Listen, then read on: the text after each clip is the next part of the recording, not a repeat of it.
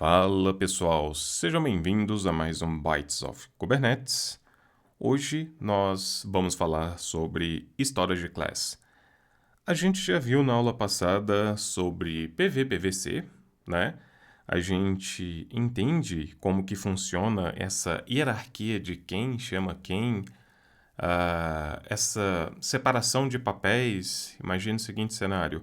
Eu tenho um administrador, ele vai tomar conta mais dessa parte aqui para a gente e a gente vai fazer requisição via PVC, né? Ali por meio da nossa aplicação em cima de um PV que foi configurado ali pelo administrador. Porém, essa tarefa não é problemática dependendo da escala que você se encontra, né? Por quê? Porque imagina um cenário que você tem dezenas, centenas de aplicações e cada uma quer um dispositivo de armazenamento e você tem que gerenciar e a aplicação não existe mais, você tem que destruir, subir, organizar, definir papel, quem acessa o quê, ou seja, dependendo da escala que a gente trabalha, por mais que isso daqui funcione, gerenciar começa a se tornar um problema muito sério. Então, no Kubernetes, a gente tem o que a gente chama de Storage Class. O que é o Storage Class? Imagina que ele é um mecanismo que serve para automatizar essa questão da requisição de um determinado espaço de armazenamento. Ou seja, você não necessariamente precisa mais fazer todos esses passos aqui. Você vai ter um cara no meio do caminho onde que ele vai receber a requisição do PVC, ele vai conversar com o CSI, que é o Container Storage Interface. Ele é uma interface ali que faz a tradução de comandos entre um storage provider e a sua requisição de dispositivo de armazenamento.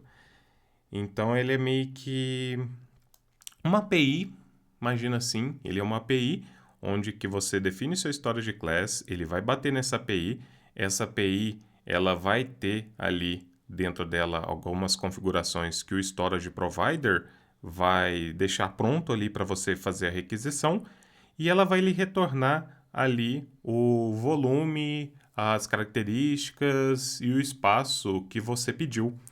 Então agora você não tem que lidar mais com ter diversos PVs, um para cada tipo. Não.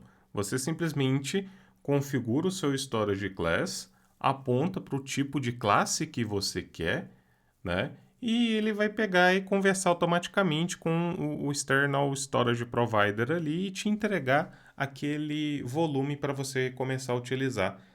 A gente vai ver muito isso quando a gente estiver trabalhando no módulo de cloud, onde que a gente vai ter que escolher o tipo de dispositivo, né? Se a gente quer SSD, HDD, se a gente quer SSD do tipo 2, tipo 3, e fazer essa requisição direto para a cloud. Lógico, vai ter o custo associado ao tipo de dispositivo que você quer para fazer o armazenamento, mas isso já é o esperado. E o legal não é isso não, é que você tem esses caras aqui, vai estar pronto, você simplesmente pega, bate e puxa o que você quer, porém, você ainda pode criar o seu tipo de storage class, você registra ele dentro do Kubernetes ali, instalando, e você pode fazer requisição nele. E ele vai pegar, bater ali no CSI e isso daqui bater no External Storage Provider e vai te entregar o tipo de disco que você quer. A gente vai ver isso também com mais clareza quando a gente estiver em cloud, porque a gente tem muito mais tipos de discos ali que a gente pode utilizar e a gente vai entender também para que serve cada um daqueles lá. Só que não precisa se preocupar com isso. Entenda o seguinte, eu tenho um cara no meio do caminho que eu vou simplesmente fazer a requisição para ele e ele vai me entregar o dispositivo de armazenamento ali. E é legal porque, olha só, se a gente for dar uma olhadinha aqui no nosso deployment, lembra que a gente tinha PV, PVC chamando aquele PV e assim por diante? Olha só, aqui a gente tem o nosso storage class, que a gente está criando, ou seja, o meu storage custom. Aqui a gente aponta o nosso provisor, que é o Minikube Host Path. A gente ainda pode colocar algumas políticas ali de reclaim, nesse caso está como delete, o tipo de binding ali, nesse caso é imediato, né? Existem outros também, reclaim policy, binding também, mas é questão de consultar a documentação por cloud que você estiver trabalhando.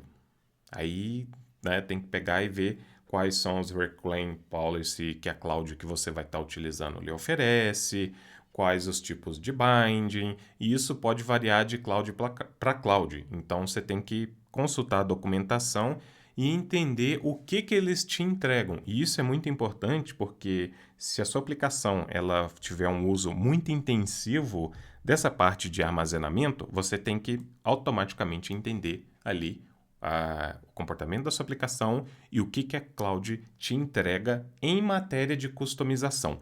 Só que aqui para nós, a gente só tem que entender, eu posso criar o meu storage class, né? Ou eu posso simplesmente usar ali o que já está no CSI registrado prontinho para eu pegar e utilizar. Aí a gente simplesmente cria o nosso PVC e aponta para o storage class, né? Se a gente tivesse no cloud, a gente tinha ST1, SC1, 2 e assim por diante, né? Mas aqui a gente está testando somente o standard do Minikube. Porém, já é o suficiente para a gente testar isso do storage class, como que ele funciona, o que a gente pode fazer e ter o mesmo comportamento, que é o mais interessante aqui para nós no momento. Então, né, enquanto a gente continua visualizando ali o deployment, deixa eu deixar o meu laboratório subindo aqui, né? Minikube Start, CPUs e memória. E enquanto isso, vamos voltar para cá. Então, entenda o seguinte, eu já não preciso mais criar um PV e pegar meu PVC e apontar para ele. Não, eu crio meu PVC, eu ainda preciso do meu PVC, porém eu aponto para um storage class.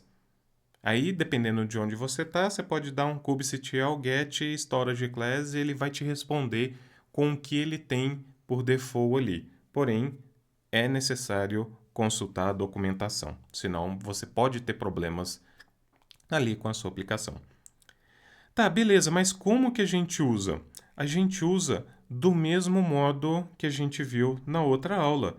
A gente tem os volumes, coloca os dados ali dos nossos volumes, passa o nome do claim, né? Lembrando aqui, ó, PVC, padrão Minikube, PVC padrão Minikube, storage class standard.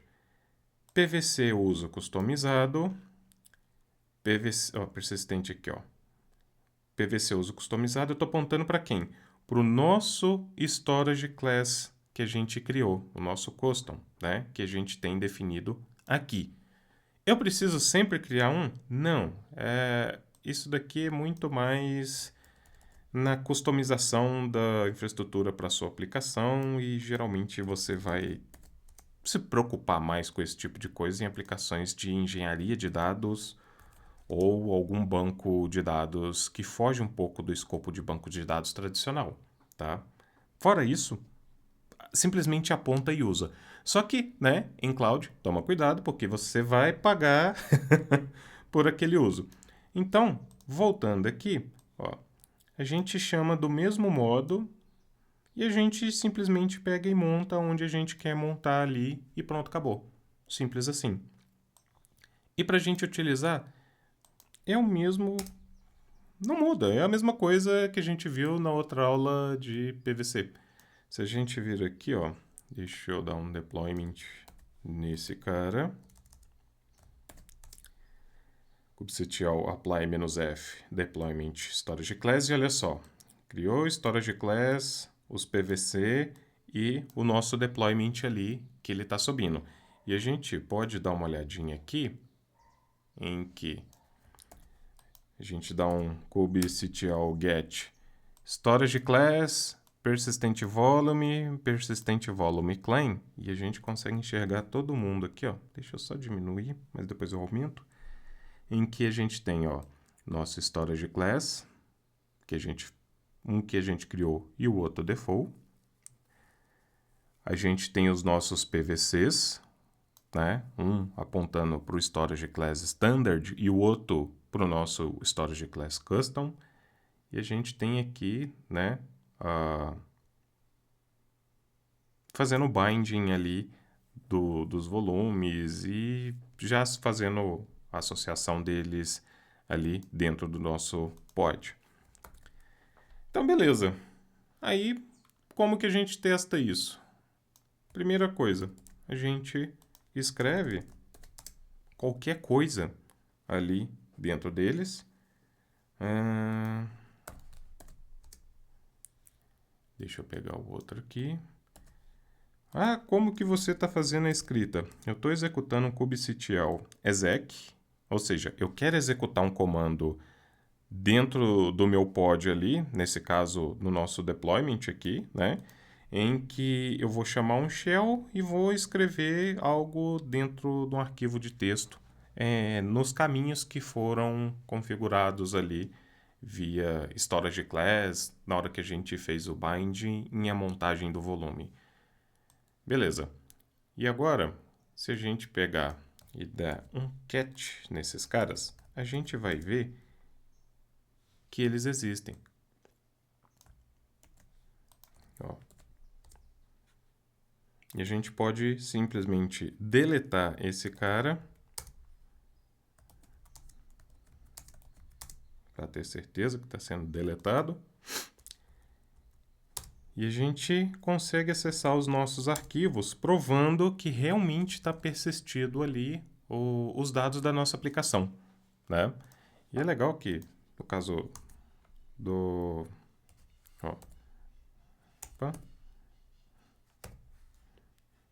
Storage Class, no caso do K9S, a gente consegue acessar, né, os nossos Storage Classes ali.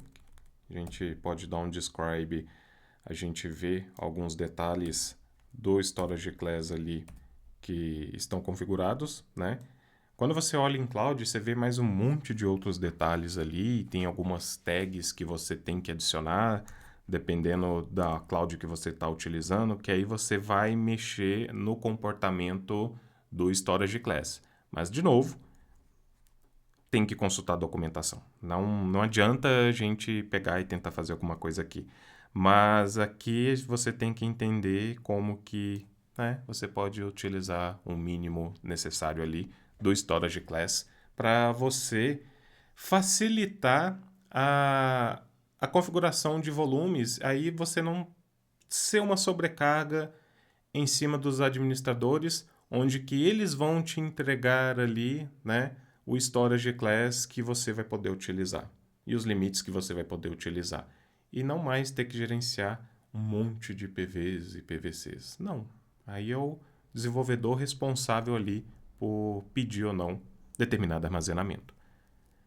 Então é isso, pessoal. Meu muito obrigado. Curtam, compartilhem e a gente se encontra nas próximas aulas. Valeu!